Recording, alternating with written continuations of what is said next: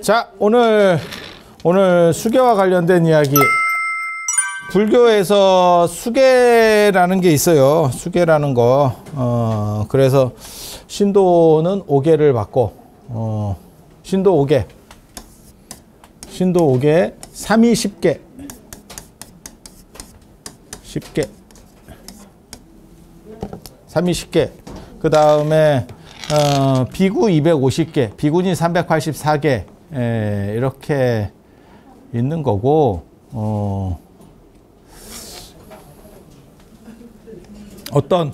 어떤 승단 원칙과 관련된 부분, 그 다음에 도덕과 관련된 부분을 이야기해요.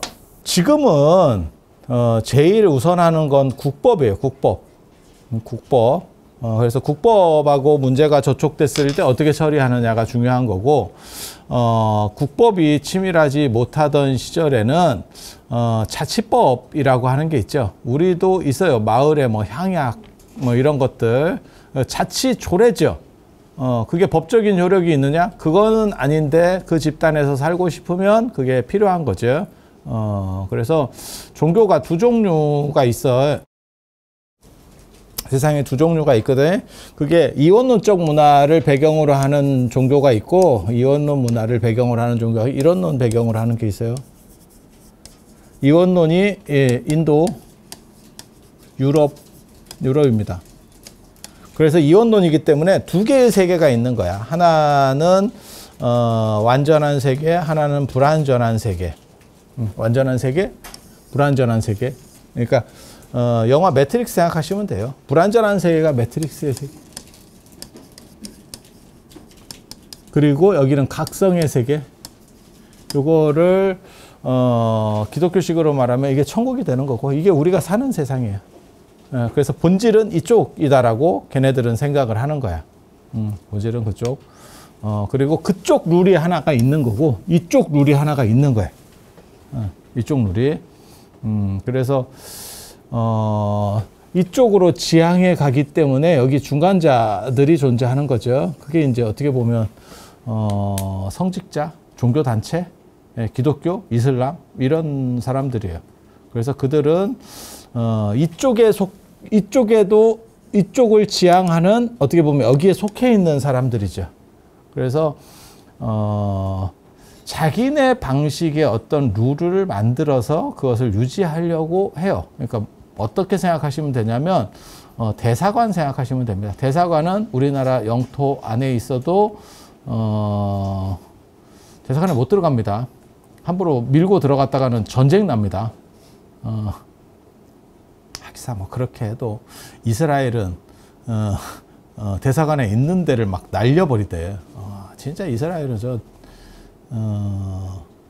굉장히 나쁜 놈들인데 저렇게 버티는 거 보면 참 대단해. 대단해. 어떻게 보면 북한과 더불어서 가장 강력한 악의 축 중에 하나인 것 같은데, 세상을 혼란스럽게 하고 분란을 일으키고, 아니 뭐 공격을 당했는데 공격하지 말라, 아니 그런 얘기를 하는 건 아니고, 그거는 어느 정도는 할 수 있고, 근데 너무 잔인하게, 그러니까 얼마나 심하면 미국도 이제 그만하라고 할 정도로 우방들도 그만하라고 하잖아. 많이 먹었다 아이가, 이제 그만해라 이렇게 얘기하는데 뭐 심각하게 저렇게 하고 있는 거죠. 그래서 마치 대사관과 같은 역할을 하는 게, 그래서 자기네 방식대로 룰을 정하는 게 어떻게 보면 천주교나 이슬람 이런 식의. 그래서 이쪽 사회법하고는 달라요. 얘네들이 사회법하고 달라. 그리고 이게 사회와 충돌하지 않기 위해서는 사회법보다 좀 더 빡시면 좋아. 그러면 사회하고 잘 충돌하지 않아요. 근데 사회하고 완전히 다른 방향으로 가. 그러면 문제가 되죠. 그렇게 문제가 되는 데도 있습니다. 어디가 되냐면 미국으로 말하면 몰몬교 같은 데죠. 몰몬교 이렇게 보면 거기는 일부 다처제거든요. 미국 안에 있으면서 일부 다처제를 하는 거야. 그럼 국법과 충돌하죠. 국법과 충돌해. 그런데도 자기네들이 자치로다가 해버리고, 그 다음에 국법을 무시하고 그냥 지그들끼리 공동체로 대규모 땅을 사가지고 거기서 그냥 안 나와 버리는 방식을 쓰죠. 그러면 국법이 들어가기도 애매하잖아. 그러니까 자기네들이 뭐 교육을 받아야 된다거나 아니면 뭐 혼인신고를 해야 된다거나 이런 걸 하면 문제가 걸리는데 그냥 그렇게 사는 거야. 자기네 원칙에 준해서만 사는 거야. 그러면 참 처리하기도 어렵지. 그래서 종교가 사실은 어느 정도 이상 사회와 충돌하지 않으면서 지배력을 발휘하려면 제일 중요한 것 중에 하나가 사회보다 윤리력이 좀 더 좋아야 돼요. 윤리적인 거나 이런 것들이 좀 더 좋아야 돼. 그리고 거기에 이제 종교의 특수성이 일부는 들어가는 거죠. 그러니까 지신을 믿어라 라고 하는 거죠. 그래서 이러한 식의 관점이 인도에도 존재해요. 그래서 인도에도 인도 승단은 정확하게 말하면 율입니다. 비나야인데 율이라고 하는 거는 그 승단의 원칙이에요. 승단의 원칙. 그리고 그것은 해도 그만 안 해도 그만이 아닙니다. 그것을 안 했을 경우에는 제재가 내려와요. 제재가 내려와. 왜냐하면 그 집단을 유지하는 데 있어서 너무 힘들어지는 거야. 그러니까 학교도 교칙이 있고 군대도 국법하고 다른 어떤 원칙이 있는 거예요. 그러면 거기서 뭐가 우선이냐라고 말하면 군대 같은 식으로 생각해 봐. 그럼 뭐 예를 들어서 좀 몇 시에 일어나는지를 난 모르겠다. 근데 뭐 6시에 일어난다고 생각하고 6시에 무조건 다 일어나야 돼. 우리나라 사람이 6시에 일어날 필요는 없죠. 그냥 6시에 일어나는 놈도 있고, 뭐 5시에 일어나는 놈도 있고, 뭐 10시에 일어나는 놈도 있고, 이렇게 생각할 수도 있어. 하지만 군대면 다르죠. 그게 더 우선권을 가지고 있잖아. 그래서 그렇게 생각하시면 돼요. 그런 식의 어떠한 자기 집단의 존속을 유지하기 위해서 원칙을 세우는 거. 그게 율이에요. 그게 율. 그래서 이런 걸 보고 뭐라고 얘기하냐면 특수법이라고 합니다. 법과 비슷한 건데 지그들만 쓰는 특수법. 특수법. 그래서 승려들은 이것을 비구는 남자 스님은 250개 조항이, 그 다음에 비구니 스님들은, 여자 스님들은 384개가 있어요.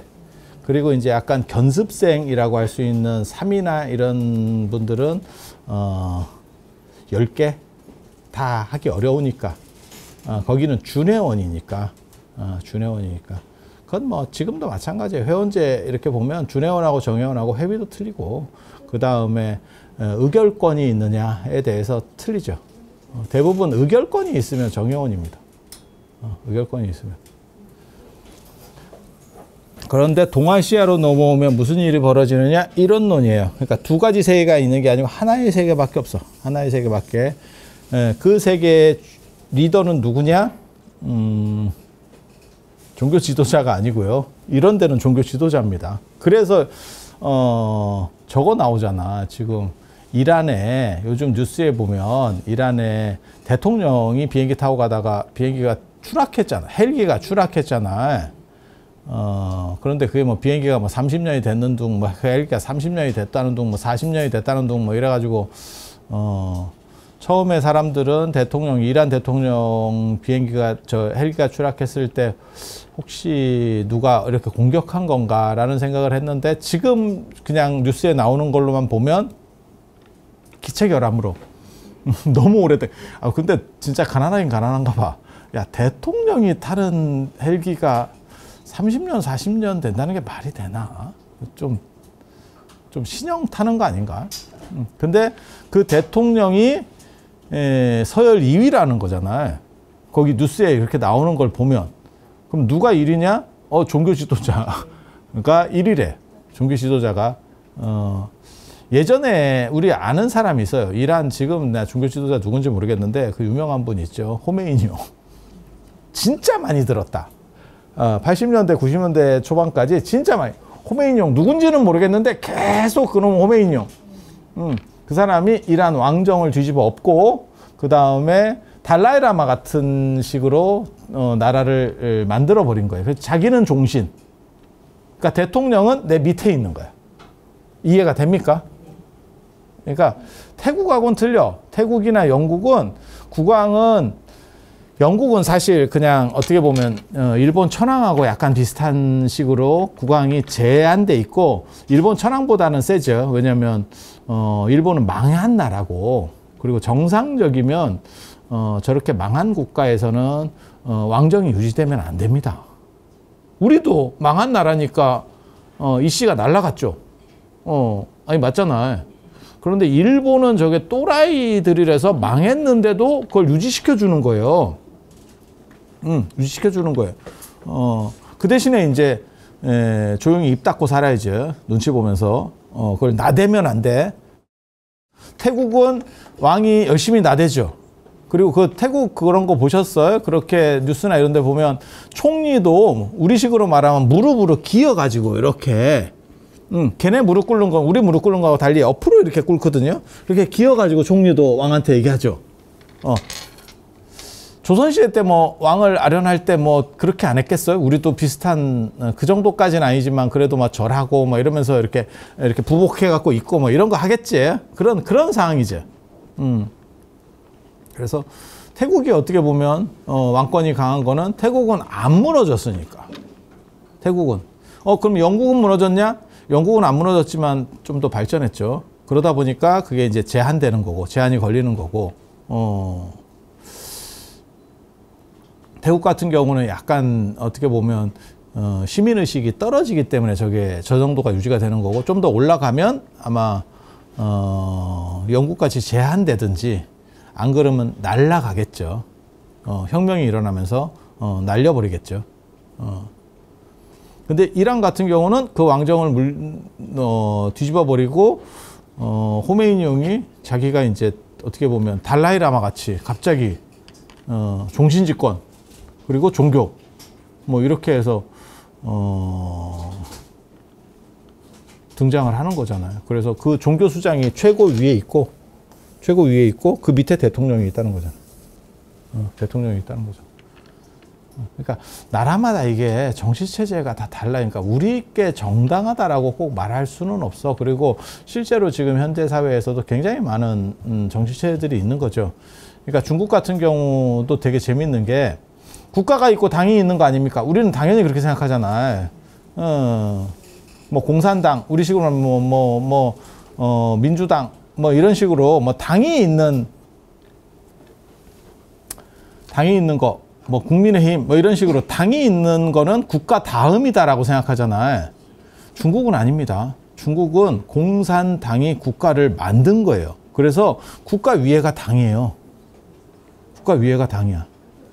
그러니까 뭘 얘기하고 싶은 거냐면, 비슷한 체계라고 생각하지 말라는 얘기를 하는 거예요. 지금도 현대사회에도 다양한 체계들이 존재하고 있는 거고, 우리도 그들 중에 하나일 뿐이에요. 꼭 우리께 꼭 맞는 것도 아니에요. 우리께 맞으면 우리가 정답이면 우리도 힘들잖아. 뭔가 좀 문제가 있는 것 같잖아. 그러니까 다 문제를 해소하기 위해서 찾아가고 있는 거야. 그러니까 완전한 정답을 도출했느냐? 아직까지는 없죠. 민주주의 해보니까 그렇잖아. 야, 박정희 대통령, 그 다음에 전두환 대통령 그 군부 때만 하더라도, 민주주의가 좋은 건갑다. 이라고 했더니, 국가 빚만 더럽게 늘어났죠. 그리고 진짜, 예전에 누구야? 김동길 씨라고 철학과 교수인가 뭐 하다가 나온 사람이 있었는데, 살림살이 좀 나아지셨습니까? 뭐 이런 거 있었는데, 이게 또 생각하고 좀 다르죠. 그리고 지금 같은 경우는 무슨 일이 벌어지느냐, 막상 민주주의 해가지고 군부 독재가 좋다 이 얘기를 하는 거 아니야. 이 얘기를 하는 거 아니에요. 민주주의를 해가지고 하니까 지금 무슨 일이 벌어지느냐, 노인들이 힘이 제일 세죠. 노인의 이런 거 진짜 세다. 왜냐하면 그게 다 표잖아. 그리고 노인들은 집결력도 더 좋아요. 젊은 애들은 이것들은 뭐 되나. 그리고 숫자도 안 돼. 숫자에서도 적고, 얘네는 이렇게 약간 모래알처럼 안 뭉치고, 노인들은 뭉치기도 좋고, 그 다음에 확 밀어주고 막 이러니까 표 얻으려는 사람들 입장에서는 아, 노인회 회장이 그렇게 끝발이 좋대. 아, 진짜. 예전에는 뭐 노인회 회장 그러면 그냥 취미생활 하는 거 같다. 우리 그런 식이었지. 뭐, 그게 대단할 게 있어. 그런데 지금은 그렇다는 거예요. 그러면 한 번만 더 생각하면 그런 식으로 그런 분들이 주축이 돼서 의사결정을 하면 새로운 거는 적어지고, 좀 어떻게 보면 약간 구태의연한 방식들이 일본이 지금도 도장 찍는 문화고 제대로 사인도 안 되고 전에 그 얘기 했었잖아요. 코로나 때 재난지원금을 주는데 코로나 그 지원금 우리도 받아 먹었잖아. 그죠? 주는데 일본은 직접 수령이고 직접 수령뿐만이 아니고 그러니까 안 꽂아주는 건 둘째고 지가 직접 가 신청해야 된다잖아. 인터넷 신청도 안 되고. 그게 일본이에요. 화석화되는 나라. 왜? 노령층이 많기 때문에 그게 안 되는 거예요. 그래서 아직도 일본 노트북에는 CD롬이 있다는 거잖아. 우리도 그런 사람이 있다니까. 꼭 와가지고 무슨 뭐 제가 앨범을 하나 냈는데요. 그러면서 사인해서 CD를 줘. 그거 어떻게 하라고. CD 주면 내가 햇빛에 비춰봐냐. 귀에 대고 들을 거냐. 뭐 어떻게 하냐. 없어. 기계 자체가 없어. 들을 수도 없어. 그렇다고 내가 네 CD를 들으려고 그 기계를 어디 중고에서 사와야 되냐? 아니 현실이 그렇잖아. 지금은 CD-롬 자체가 없어. 근데 걔네는 아직도 플로피 디스크 쓰는 것도 있대. 플로피 디스크 이런 거 있잖아. 이런 거 옛날 거. 그거 쓰는 것도 아직도 있으잖아. 아, 내가 환장하겠네. 우리는 너무 빨리 바뀌어가지고, 이제 연세 드신 분들은 적응하기가 어렵고, 그래서, 차를 타봐도 좀 젊은 분들은 핸드폰하고 내비하고 딱 바로 붙여가지고, 그 다음에 음악도 바로 핸드폰하고 다 하고, 어른들은 이거 한번 눌러보고, 저거 한번 눌러보고, 티맵도 한번 써보고, 핸드폰 세웠다가, 그 연결될 건데요? 될 겁니다. 이렇게 얘기해. 되는 거 맞아요. 내가 못하지. 내가 못하지. 그러면서, 작은 거 보는 것도 괜찮아요. 이게 익숙해서 편합니다. 큰 화면 놔두고 굳이.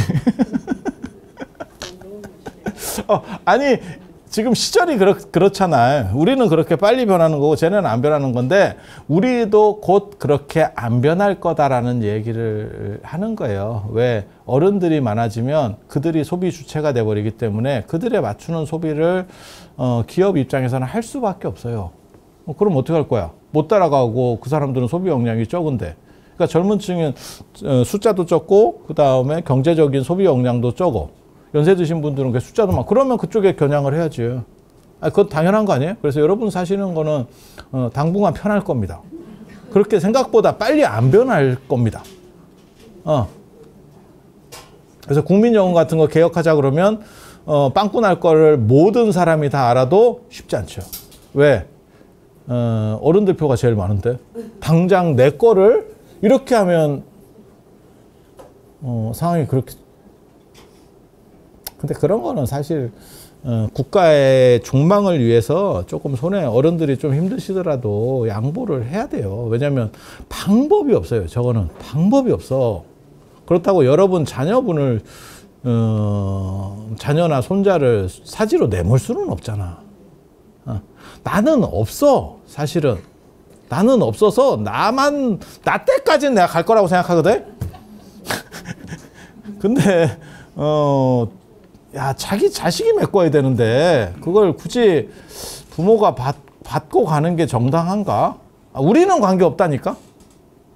나는 뭐 내 자식은 뭐 없는데 뭐 나 단종이잖아. 단종. 그래서 그 생각하기 단종 아니면 더 웃겨. 그치?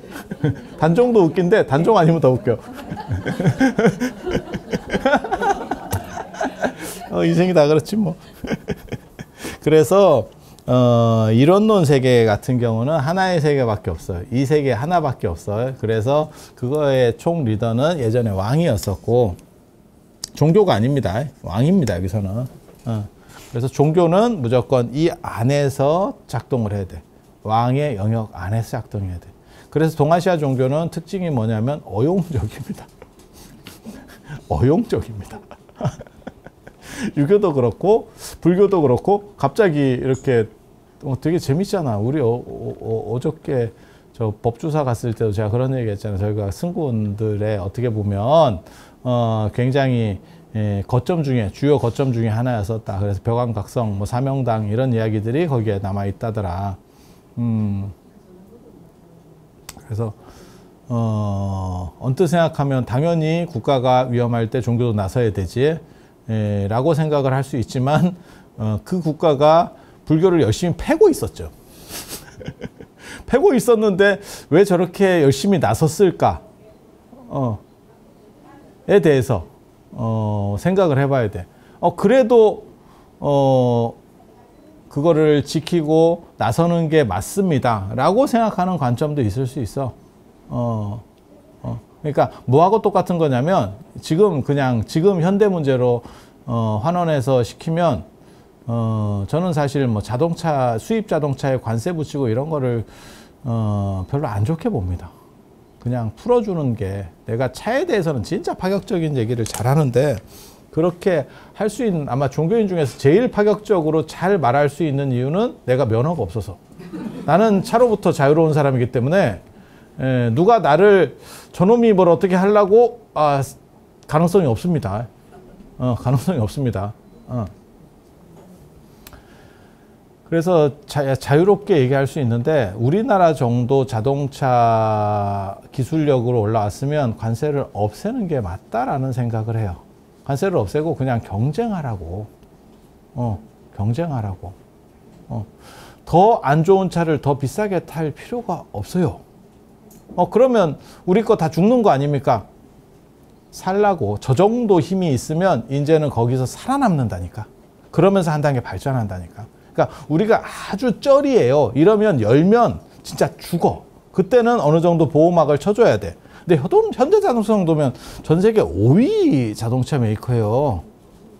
그렇게 약하지 않아. 그 정도면 풀어놔주면 살라고 노력해서 한 단계 끌어올린다니까. 근데 여기서도 이제 생각할 게 있어.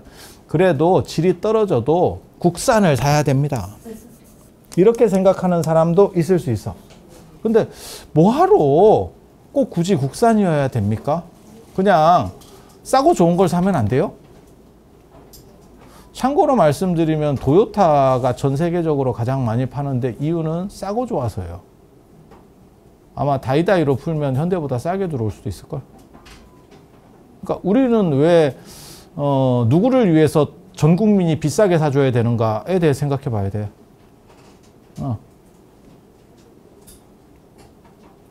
그러니까 몇 명은 배불러. 근데 전 국민이 힘든 거지. 우유값, 빵값도 전 세계에서 제일 비싸. 왜 몇 명을 위해서 전 국민이 힘들게 해야 되지? 라고 생각할 수 있는 거예요. 그러면 그냥 수입품을 쓰는 것도 괜찮다라는 생각. 딴 데서 벌면 돼. 모든 거를 다 어느 정도 맞추려고 하지 마. 그래서 그렇게 생각을 해보면 관점이 조금 사실은 달라질 수도 있는 문제들이에요. 그래서 국가가 주도적으로 불교를 패고 있었는데 그 국가를 위해서 계속 나서줘야 되느냐? 아니면 새로운 국가가 만들어질 수 있도록 바꿔야 되느냐? 이거는 민주주의나 이런 데서도 마찬가지예요. 무능한 정권이 계속 존속할 때 그 무능한 정권이라도 계속 유지할 수 있도록 힘을 실어줘야 되느냐? 안 그러면 차라리 그냥 때려치라고 하는 게 낫냐? 우리는 다 해봤죠. 이 나라는 진짜 민주주의 역사가 엄청나게 짧은데도 불구하고 다 해봤다. 하야도 시켜보고 법으로 잘라도 보고 자살도 하고 깜빵도 가고. 야, 진짜 이렇게 다양한 선택지를 두는 국가가 있나?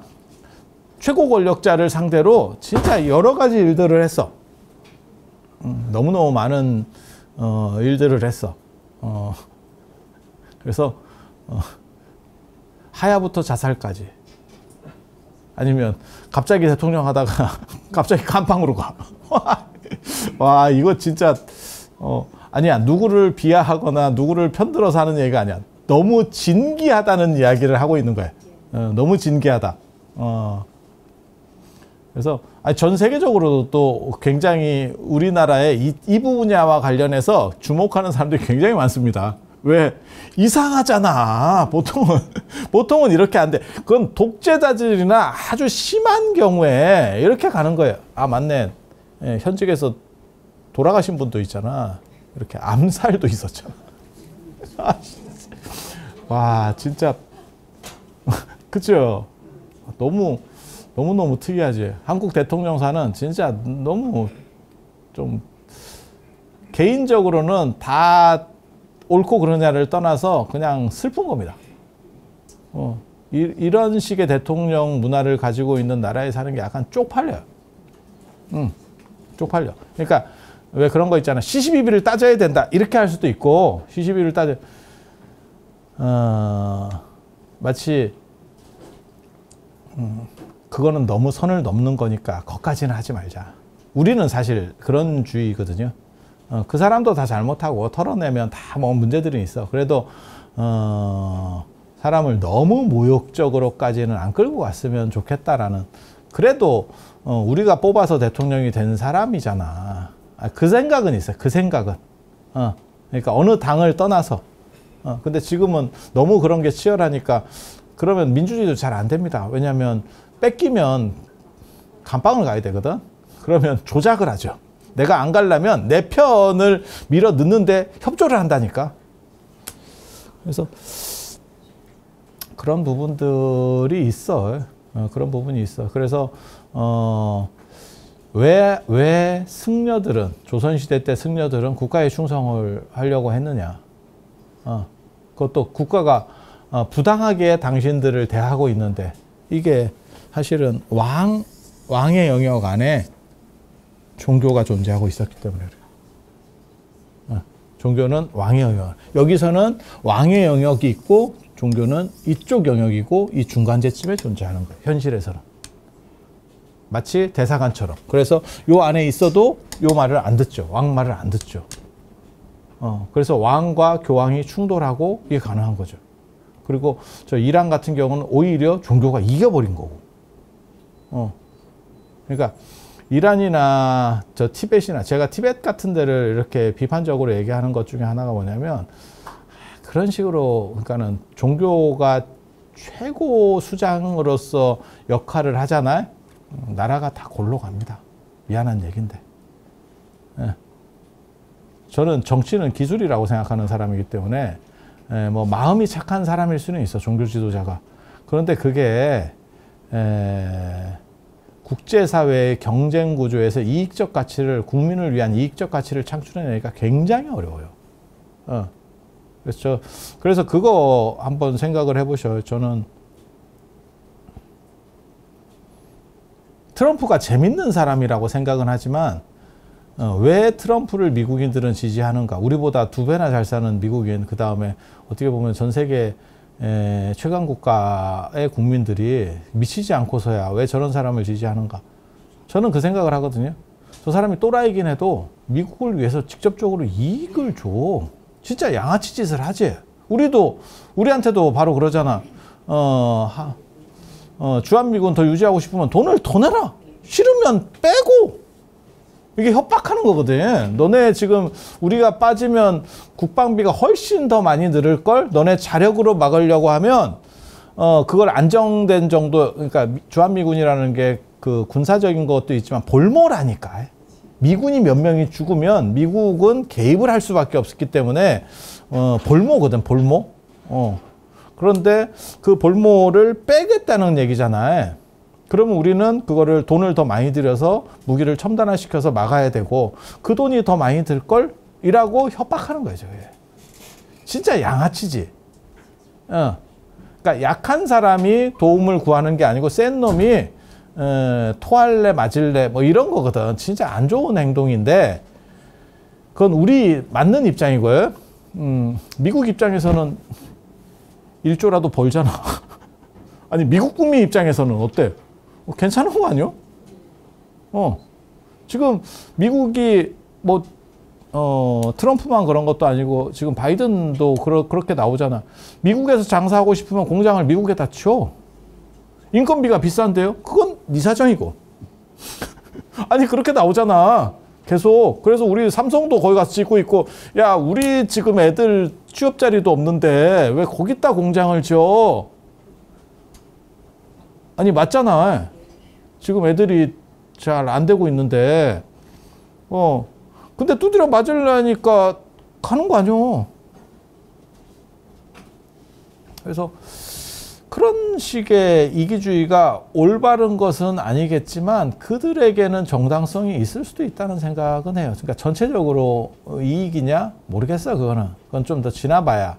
그렇게 하면서 이제 뭐 우방을 잃어버릴 수도 있을 거고 뭐 그렇게. 그래서 그렇게 현대 사회가 지금 그런 식으로다가 다 패권화되고 있는 상황에서 중국은 중국대로, 러시아는 러시아대로, 미국은 미국대로 저러고 있는데 종교 지도자가 그 사이에서 우리 좋은 말 하면서 삽시다라고 했을 때 어떤 놈이 들어? 그러니까 제가 티벳 같은 데를 비판하는 이유가 그거는 안 돼. 미안한 얘긴데. 우리도 꼭 그런 거 있어요. 저 같은 경우도 꼭 그런 경우 있어. 그러니까는 뭐 물건을 이렇게 샀는데 상태가 걔가 올려놓은 거랑 달라가지고 뭐 반품하려고 하고 뭐 이렇게 비대면일 때는 아무 문제가 없는데 대면인 상황이 벌어지면 어떤 일이 벌어지냐면 스님이 뭐 그렇게 자비스럽게 하셔야지 굳이 그렇게 그런 때는 또 자비야. 야 네가 사기쳤잖아. 그 말이 여기까지 나오는데 차마 말을 못하는 거예요. 그런데 경쟁사회는 그런 일들이 비일비재해요. 밑장 빼기가 비일비재하다고. 정의나 도덕으로 이기는 게 아니에요. 그러니까 티벳은 계속 저러고 있는 거예요. 정확하게 말하면. 그렇게 했기 때문에 나라가 망했는데 쫓겨나서도 왜 개선되지 않느냐? 너희들이 그냥 그러고 있으니까. 문제가 있다라고 생각하면 바꿔야지. 우리도 바꿨잖아. 조선이라고 하는 나라가 문제가 있으니까 우리가 그 조선을 날렸고, 우리가 날린 건 아니지만 우리가 다시 복구시켜줬냐? 아니죠.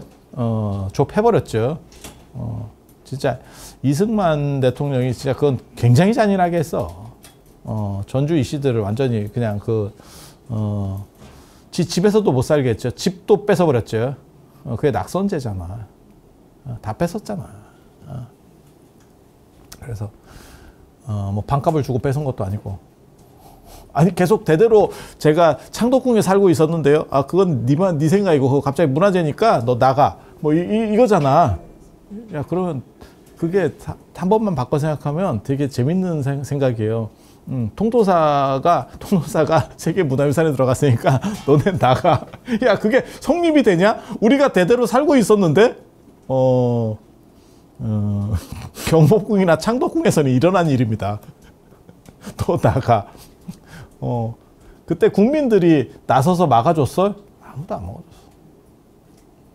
왜?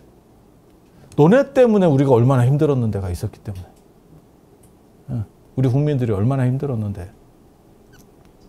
그래서 사실은 그렇게 가는 게 맞다라고 생각하는 거예요. 티벳도. 그렇게 해서 비판적으로 가고 좀 더 유능한 정부들이 들어섰으면 사실은 50년대에 다 망명정부로 나왔어도 어느 정도 이상 성공할 수도 있어요. 성장할 수도 있는데 계속 이렇게 갈 수밖에 없는 거는 마치 일본의 잃어버린 30년처럼 계속 이러고 가는 이유는 그게 종교 지도자가 최고 의사결정권을 가지고 있어서 그래요.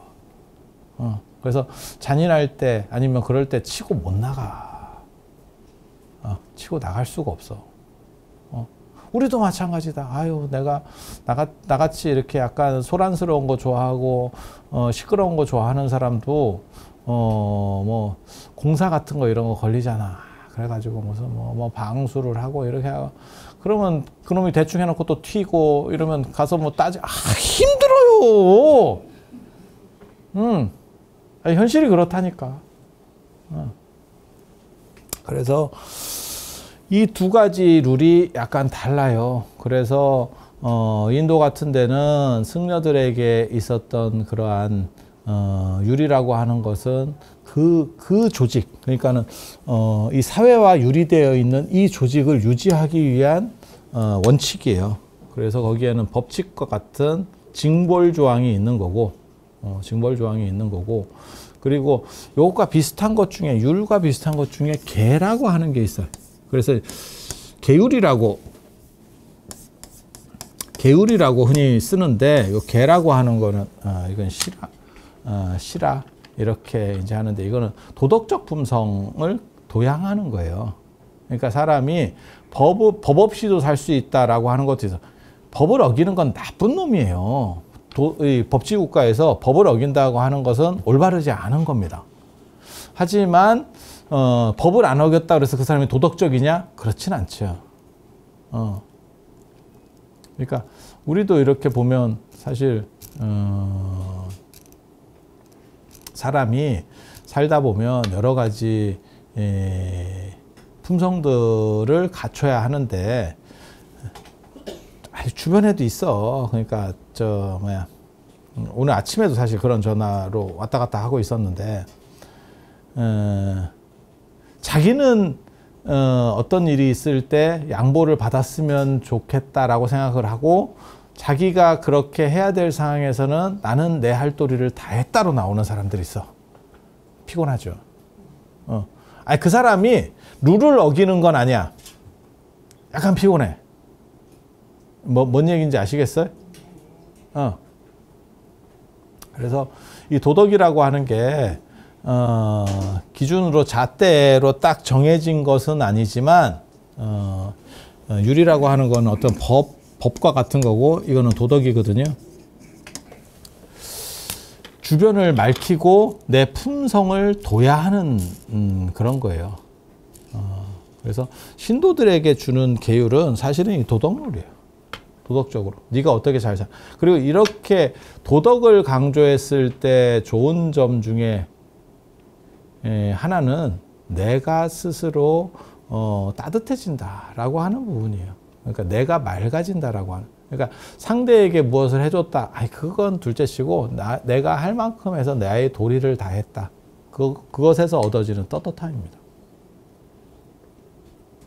그래서 그게 갖춰지면, 저도 사실은 이게 잘 안 돼.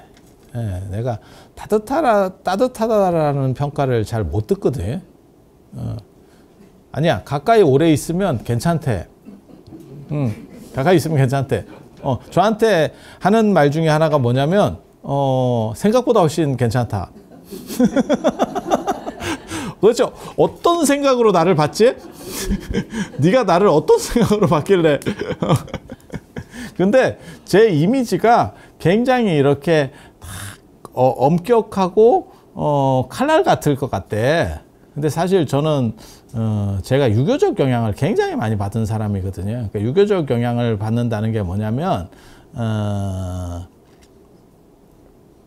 좋은 게 좋은 걸로 가려고 하죠.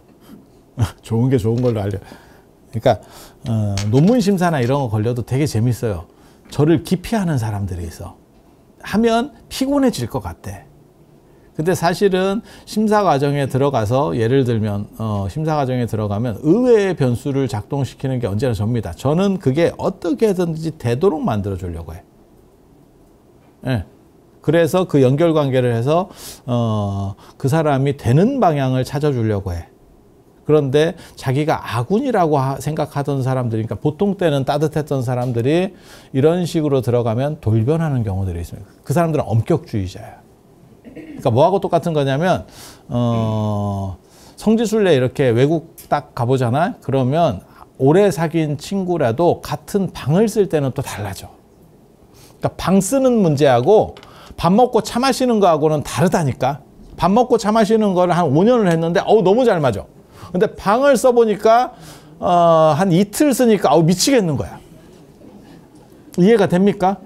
그러니까 사람이 따뜻한 사람인데도 학문적으로는 굉장히 까탈스럽게 나오는 사람이 있어. 보통 때는 따뜻해.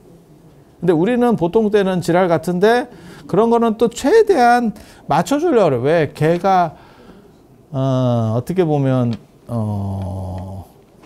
이게 잘못됐을 때 얼마나 힘들지를 내가 알기 때문에 제가 의외라니까. 내가 화분 이런 것도 별로 안 좋아하는, 내가 꽃 이런 거 별로 안 좋아하거든. 왜? 잘 키울 자신이 없어서. 죽는 걸 별로 보고 싶지 않아서. 나 따뜻한 사람이라니까. 내가 유일하게 내 방에 저거 화분 하나 키우는 거 있는데, 이만한 화분. 난 너무너무 그걸 볼 때마다 제가 화장실에 이렇게 놔뒀는데, 거기가 햇빛이 제일 잘 들거든? 요만해. 딱 화분이 진짜 요만해. 화분이 요만해. 그래서 여기에 이렇게 애가 하나가 있는데, 선인장이야. 그거 내가 여기 오는 해 받은 거거든요. 오는 해. 그때 뭐가 유행했었냐면 TV 위에 선인장을 놓으면 뭐 전자파를 차단한다 그래가지고 준 거야. 근데 뭐 전자파를 차단하는지 어쩌는지 모르겠는데 TV 위에 놓으면 안 될 것 같아. 왜냐면 애가 햇빛을 못 봤는데. 그래갖고 화장실에 가장 햇빛 잘 드는 데다 놓고 주기적으로 물을 주네. 야, 근데 흙이 없는데 어떻게 20년 동안 애가 살지? 아니 그래도 뭔가 양분이라는 게 있어야 되는 거 아니야? 모르겠어. 아무튼 나보다 오래 살 것 같아. 지금 상태로 봐서는. 그렇다고 내가 분갈이를 해줄 것도 아니고 뭐 비료를 주는 것도 아니고 그냥 가끔 차가운 물을 줬다가 뜨거운 물을 줬다가 내가 손 씻다가 약간씩 이렇게 주는 것밖에 없는데 살아. 난 너무 기특해. 볼 때마다 이런 게 인생인가? 나 이런 생각하거든. 너도 진짜 힘들겠다. 그 좁은 데서 움직일 수도 없고 먹을 것도 없고 아마 그 안에 뿌리가 꽉 차 있지 싶어. 애가 좀 컸어요. 많이 컸어. 뭐라고요? 사랑으로 큰 게 아니고 방치로. 야생 같은. 그래서 내가 그런 얘기 하는데 너는 사막에 있는 거랑 똑같다고 생각해야 된다. 너 되게 힘들다. 그래도 바람은 안 불잖아. 내가 이렇게 위로를 해주거든. 맨 처음에 이만했어. 근데 지금 이만해졌거든. 되게 많이 컸어요. 자식이 되게 많이 컸어. 그래서 몰라. 그런 선인장은 모르겠는데 우리 저런 꽃 이런 거 있잖아요. 나 이런 거 별로 안 좋아해요, 사실. 왜? 죽는 게 우리는 생기라고 하는 거하고 변화라고 하는 거를 굉장히 좋아하거든요. 그러니까 그 주역이나 이런 데 보면 생생지덕이라는 게 있어요. 낳고 낳는 것이. 하늘의 마음은 무엇이냐? 낳고 낳는 그러한 생기. 예, 생기, 그 다음에 그 생이 반복되면서, 그러니까 순환되는 그러한 변화를 얘기해요. 그래서 우리 어렸을 때 유교나 이런 쪽 영향을, 그런 거 공부를 해가지고 그런 영향들을 많이 받아. 그러니까, 일반적인 불교의 연기법하고는 약간 보는 관점이 다릅니다. 연기법은 법칙성이고 여기서는 생명이다라고 하는 유기체적 관점이 존재해요. 이건 이원론 체계에서만 나오는 관점이거든요. 이원론은 굳이 유기체일 필요가 없어. 근데 여기서는 전체가 유기체인 거지. 여러분도 들어보셨어요. 그런 비슷한 야리한 이야기. 한국에 살면 다 들어봐. 그게 뭐 소우주라는 또 뭐 이런 게. 그러니까 전 우주를 어떻게 보면 유기체 같이 보는 거야. 그리고 그 전체가 하나로 연결된 직소 퍼즐 같은 거지. 그래서 너와 나도 다 연결되어 있는 거지. 그래서 이런 걸 보고 동아시아의 관계주의라고 하는 거고, 전혀 관련이 없는 것 같지만 그 직소 퍼즐이 3,000개짜리 이런 퍼즐 같은 거 맞추려고 그러면 전부 그것들이 다 바뀌었을 때 아무 의미도 없고 사람도 없고 그냥 배경밖에 없어도 걔가 있어야 이 퍼즐이 다 맞춰지는 거예요. 그리고 그런 식으로 해서 이게 계속 순환하면서 바뀌어가는 거예요. 그래서 그런 식의 패턴을 우리는 좋아해요, 개인적으로. 그래서 이 도덕이다라고 하는 것도 사실은 내 안을 따뜻하고 중심을 잡게 해주는 게 어떻게 보면 도덕의 힘이에요. 그러니까 현대사회에서 가장 강력한 거는 권력과 돈이에요. 뭐가 더 센다라고 생각하냐면 돈이 더 세다라고 생각합니다, 개인적으로. 왜? 자본주의잖아. 정치 권력은 2대, 3대 내려가는 걸 거의 못 봤거든요. 그걸 시도를 했었죠. 김영삼 대통령도 그 아드님이 한번 김대중 대통령 때도 그 아드님이 그 김용옥 씨인가 뭐 이렇게 해서 시도들을 했었지만 다 무산되고, 그분 김영삼, 김대중 대통령이 그렇게 날렸는데 그 아드님이 무슨 뭐 정치한다는 얘기 제가 못 들어본 것 같은데 뭐 모르겠어요. 제가 몰라서 그럴 수도 있으니까. 보통은 일본이나 이런 데는 대를 이어서 하거든. 2대, 3대 뭐 이렇게 해서 하는데 우리는 그게 없죠. 우리는 그렇게 안 하죠. 그렇지만 돈 있는 집은 다 2대, 3대 지금 다 내려왔죠. 4대까지도 내려왔죠. 아니 그렇잖아. 계속 이렇게 내려오고 있잖아. 그러니까 아 돈이 더 센갑다 이런 생각을 하게 되는 거죠. 그냥. 그래서 돈과 권력이라고 하는 게 굉장히 강력하기는 하지만 그걸로 사람이 따뜻해지고 내 중심이 설 수 있느냐? 어느 순간에 벗었을 때 내가 나 자신을 벗었을 때 진정 나의 좌표를 찍을 수 있는 건 뭐냐에 대해서 생각을 해봐야 되는 거죠. 그래서 제가 꼽는 가장 잘된 영화 중에 하나를 저는 아이언맨을 꼽거든요. 아이언맨. 제가 그런 얘기 하는데 아이언맨이라고 하는 영화를 보면 보통 이제 히어로물이 다 성장이에요. 어떻게 성장하고 그래서 뭐 예를 들면 뭐 배트맨이면 왜 배트맨이 되는지 거기서부터 시작해갖고 활약하고 뭐 이렇게 가는 거고 뭐 스파이더맨도 마찬가지지. 뭐 거미에 물려가지고 어떻게 뭐 이렇게 하고 막 다 이렇게 성장하고 세지고 그러고 끝인데 아이언맨은 성장하는 동시에 자기 모순에 직면하게 되고 그리고 아이언맨 3에 보면 저는 그게 너무 감동적이었어요.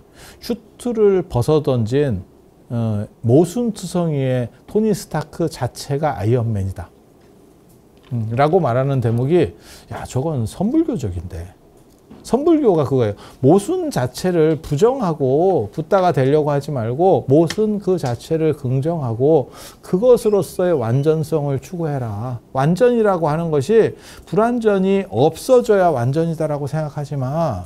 왜?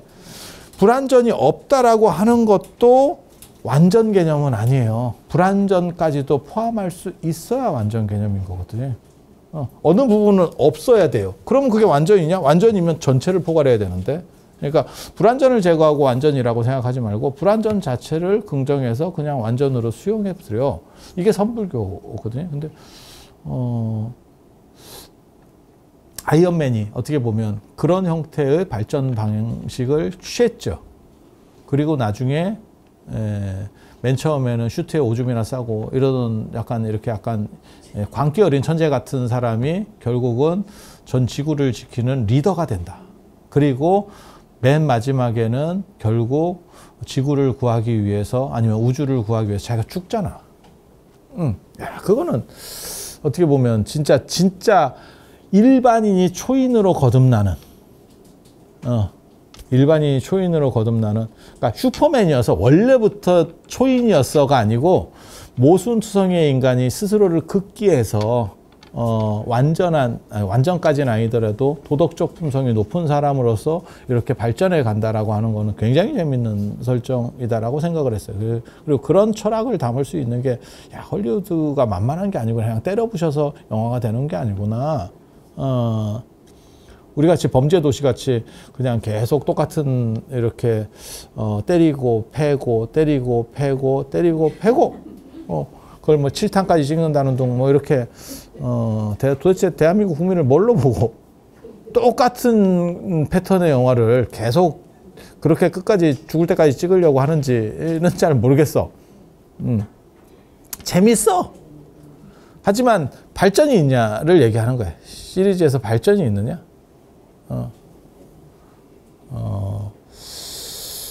그래서 그래서 인간도 마찬가지예요. 어느 정도 권력이나 돈이 있는 것도 그건 굉장히 중요한 거예요. 그게 없어서 행복하다를 얘기하지는 절대 않아요. 하지만 어느 순간이 되면 그것은 놔야 되고 그것은 내가 늙어서 그럴 수도 있고 내가 나이가 들면서 은퇴해서 그럴 수 있고 왜 그런 거 있잖아요. 우리 속담에도 있잖아. 정승이 죽으면 사람이 안 오는 거고 정승씨 개가 죽으면 사람이 더 많이 와. 뭔 뜻인지 우리가 다 알잖아.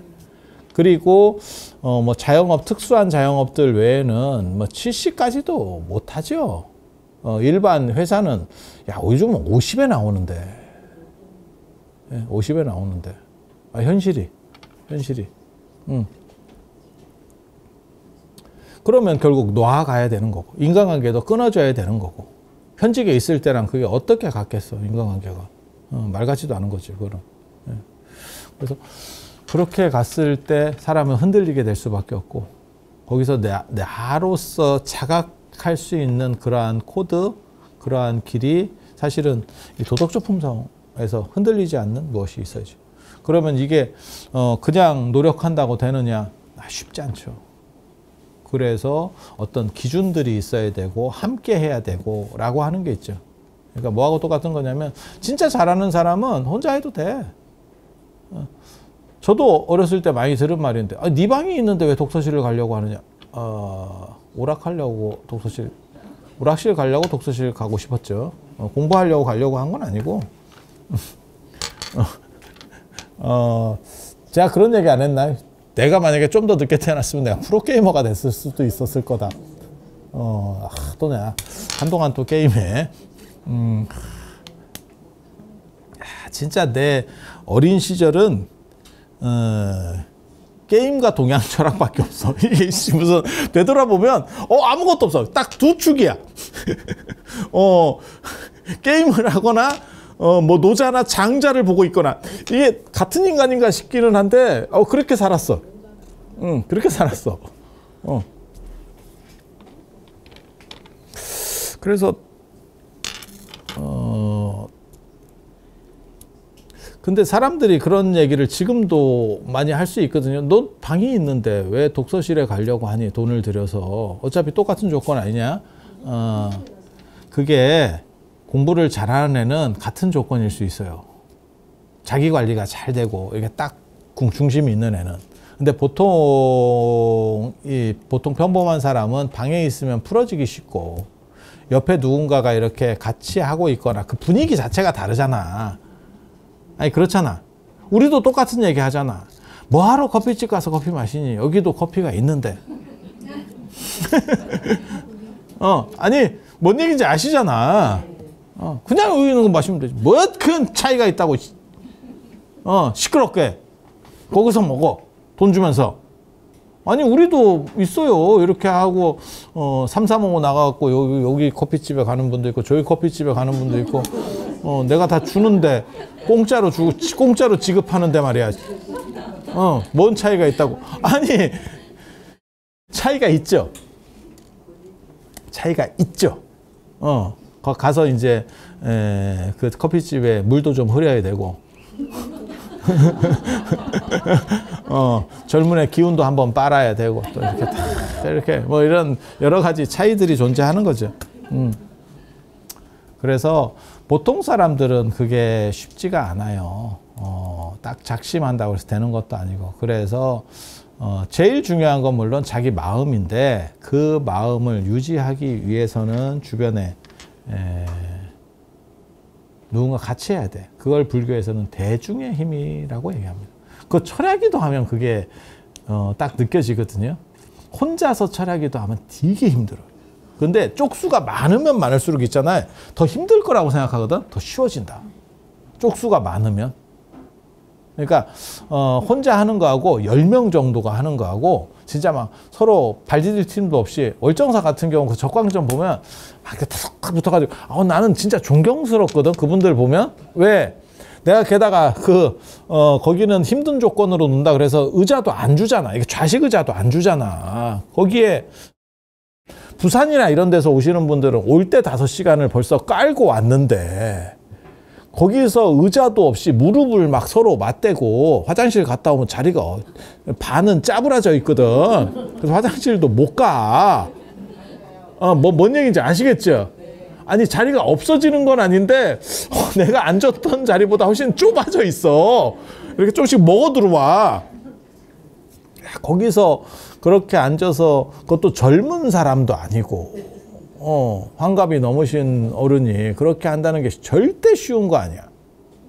거기서 두 가지를 느끼게 되는 거지. 그게 어떻게 보면 다른 사람이 같이 하는 사람이 있어서.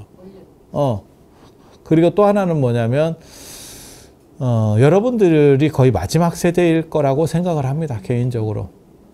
가족을 생각하는 어떻게 보면 애틋한 마음이 있는 거지.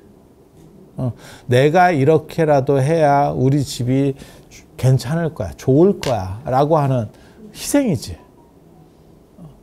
근데 지금 여러분 애들한테 네 손자를 위해서, 그러니까 내 손자, 그러니까 네 자식을 위해서 그렇게 하라라고 말하면 쉽지 않을 거야. 별로 쉽지 않을 거야.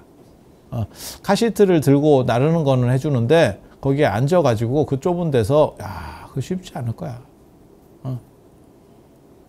그래서 그건 진짜 위대하다라는 생각을 해요. 그리고 그거는 마지막 한국 문화일 거라고 생각해. 여러분 세대가 끝나면 쉽지 않을 거야. 그리고 해보면 저는 사실은 기도하는 걸 그렇게 힘들어하진 않습니다. 잘 안 해서 그렇지 그렇게 힘들어하지 않아. 내가 의외로 그런 거 힘들어. 사람들이 아니 그 철야 때도 이제 뭐 누가 빵꾸가 나고 이러면 누가 하죠? 그러면 뭐 할 사람 없으면 내가 하던가. 우리는 그렇게 나오거든. 그러면 힘들지 않습니까? 그러면 앉아서 하는 게 뭐가 힘들어? 야, 막말로 얘기해서 내가 서서 9시간 수업하는 사람인데 그거 앉아서 기도하는 게 뭐가 힘들어? 우리는 앉아서 떠드는 건 많이 힘들어. 그건 힘든 대상에서 제외돼 있어요. 정확하게 말하면. 힘들다는 개념 자체가 없어. 그래서 기도하면 뭐 좋은 거지 뭐 그 힘들 게 뭐 있어. 우리 그렇게 생각을 해요. 아니 실제로 그렇다니까. 이제 내 자세 자체가 그래요. 그러니까 그건 힘들어서 어떻게 해서든지 줄여야지 이렇게 생각하는 생각이 별로 없어요. 그리고 저도 무슨 생각을 하냐면 이렇게라도 해서 좀 팔자라도 피하지. 이게 이런 식으로 다음 생이 존재한다면 이런 식으로 또 살아야 되나? 너무 피곤할 것 같은데 좀 그만 좀 하면 좋을 것 같은데 이런 생각이 있어. 여러분은 가족이 좀 더 좋기를 원하는 거고 우리는 내 거를 좀 뭐 이렇게 바꿔야지. 내 거를 바꿔. 그럴 것 같지 않아? 그리고 힘들지 않아. 그거 하는 게 전혀 힘들지 않아. 그래서 제가 할 때 사람들이 좀 잠깐 쉬어야 되는 거 아닙니까? 안 쉬어도 됩니다. 안 쉬어도 됩니다. 왜냐하면 노동으로 생각을 안 해. 노동으로 생각 안 해.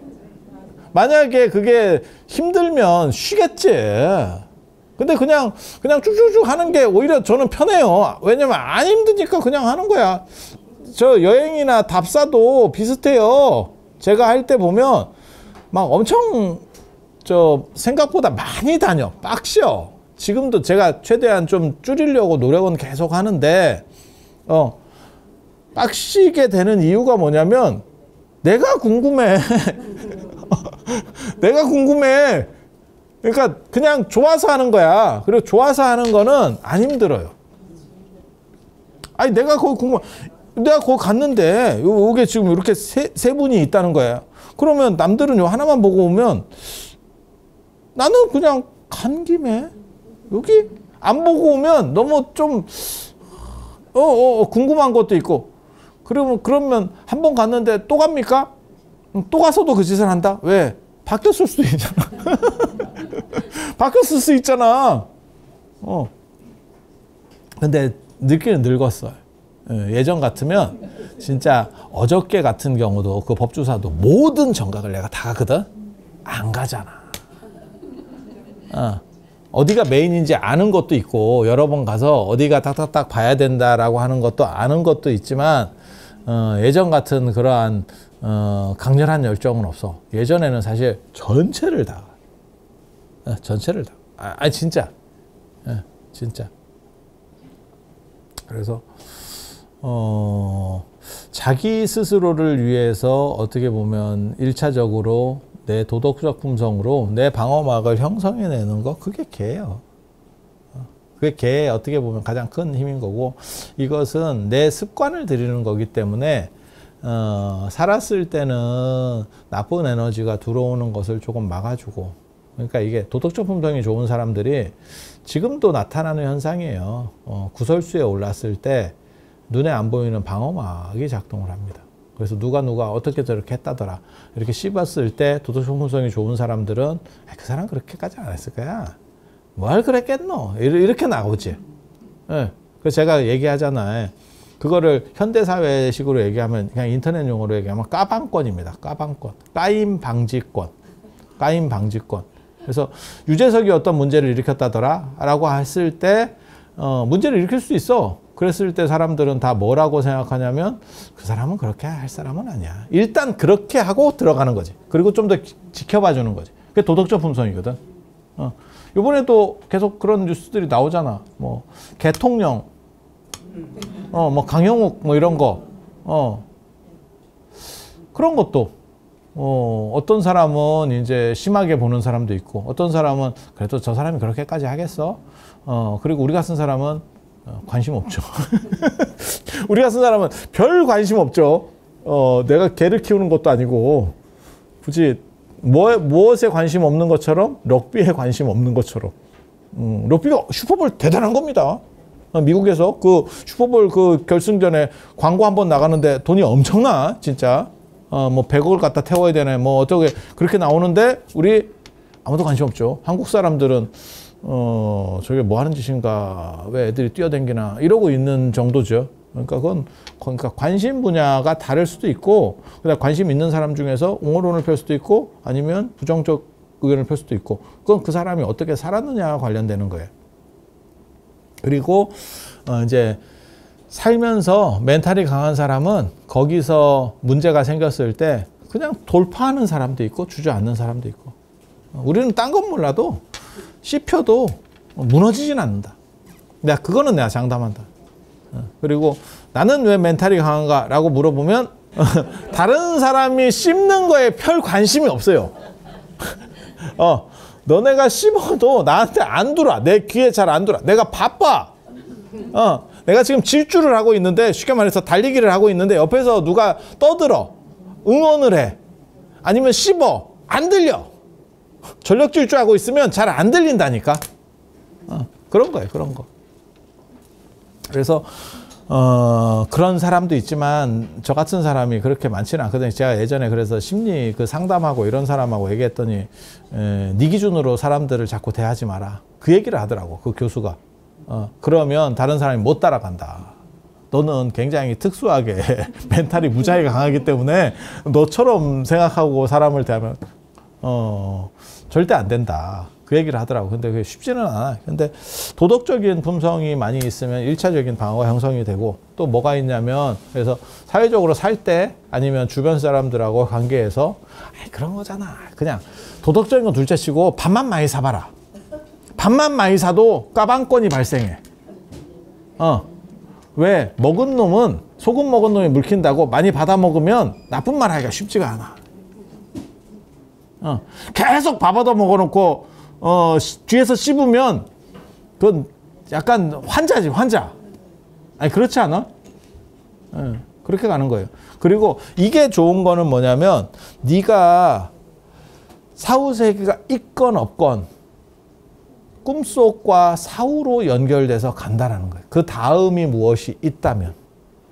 그러니까 그게 내 성격이 되면 꿈속에서도 그것은 작동하고 그래서 제가 그 얘기 하잖아요. 꿈속에서 가족이 바뀌고 내 얼굴이 바뀌어도 인지를 못하는데 내 습성은 그대로 존속한다.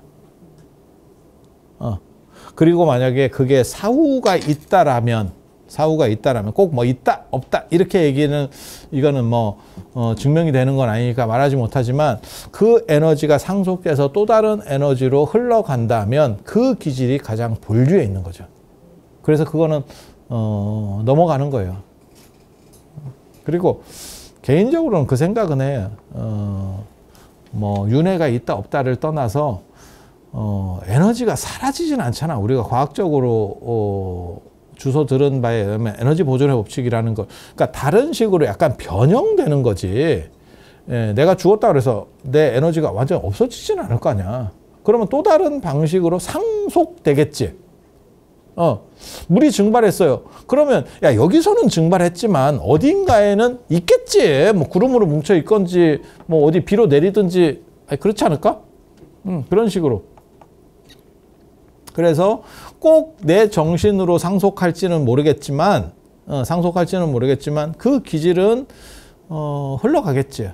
그래서 그 기질들이 가벼우면 좀 더 가벼운 것들끼리 모여 있는 대로 뭉치게 되고, 좀 혼탁하면 혼탁한 쪽으로 뭉치게 되고, 그거를 유교에서는 청탁수박이라고 그러거든요. 청탁수박. 그래서 이 세상이 맨 처음에 만들어질 때 맑은 기운들은 뭉쳐서 하늘이 되고, 좀 탁한 기운들은 뭉쳐서 땅이 됐다. 언뜻 보면 그냥 지어낸 것 같은데 과학적으로도 좀 상당히 어느 정도는 일치하는 말이죠. 왜 단단한 것들이 이렇게 충돌해가지고 이렇게 덩치가 커지면 지구가 된 거잖아. 지구는 어떻게 만들어졌느냐? 아니 그냥 이렇게 돌멩이들끼리 이렇게 하다가 충돌하고 그래갖고 우리 찰흙 붙이듯이 이렇게 덩어리가 커져가지고 지금 만들어진 거잖아. 아니 맞잖아. 그러다가 너무 센 게 달 같은 게 와가지고 지구랑 박치게 하면 터질 수도 있고. 그러면 뭐 화성의 고리 뭐 이런 것처럼 이제 이렇게 이 태양계에도 그 고리 있잖아. 이런 파편들 고리. 그게 만들다가 한번 깨져가지고 그게 이제 다 파편만 남았다는 거잖아. 그리고 거기서 이제 또 댕아리 좀 우두머리가 있어가지고 좀 센 놈이 있으면 걔가 이렇게 쫙 돌면서 쭉 당기면 뭐 달이나 이런 게 하나 아니 맞잖아. 그렇게 순환되겠지. 그리고 그렇게 만들어지는 게 땅이래. 그래서 좀 탁하고 무겁고 이런 것들은 뭉쳐서 땅이 되고, 그 다음에 맑고 좀 깨끗한 것들은 모여서 하늘이 되고, 뭐 이렇게 됐다는 거예요. 그래서 우리도 도덕적 품성을 가지고 내 스스로를 맑혀서 그러면 하늘같이 될 거고, 그렇게 해서 그들이 어떻게 사는 또 다른 정신세계가 있으면 그게 천상이 되는 거고, 극락이 되는 거고, 좀 상태 매롱이 되면 이제 좀 힘든 쪽이 되는 거고, 그렇게. 그래서 꼭 이걸 믿어라가 아니고 그냥 합리적으로 생각해 봐도 그 정도는 투자할 필요가 있다. 그래서 제가 늘상 얘기하는 거 있어요. 남을 위해서 보여주기 위해서 무엇을 하는 게 아니고 내 스스로를 맑히려고 투자를 하는 부분은 그 공덕 갚음이 지금 나에게 있다. 그래서 그런 게 수계예요. 그래서 오늘 이 정도 말씀드리고 다음에 또 다른 이야기로 찾아뵐 수 있도록 그렇게 하겠습니다. 자, 들어서 감사합니다.